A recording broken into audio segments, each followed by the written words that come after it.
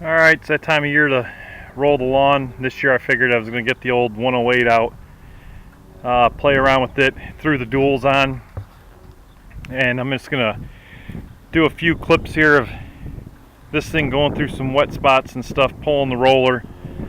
The roller I'm using is 24 by 72, and with it full of water and the weight of the roller itself, it should be right around 1 ton. So 2,000 pounds is quite a bit to be pulling with one of these, but these old Cub Cadet gear drives have absolutely no problem doing it.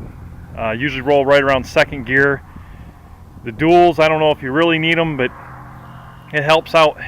It's good for the flotation. You'll see going through the swale over here where there's some wet spots.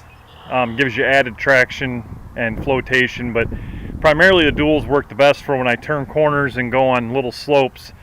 Without the duels, it really shoves the rear end of the tractor and jackknifes you pretty easy. But I don't have no issues with the duels on. This thing does very well. So figured I'd go ahead and share this, and I'll get a few angles here of this thing going through some wet spots with the duels.